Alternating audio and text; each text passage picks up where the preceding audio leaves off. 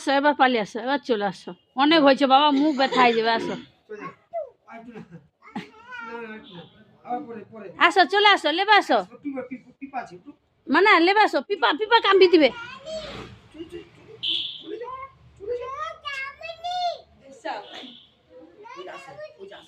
ওই ওই মেজো দাদু আসলে মারবে, মেজো দাদু আসলে মারবে, বুঝি মেজো দাদু মারবে, পালিয়ে আসো।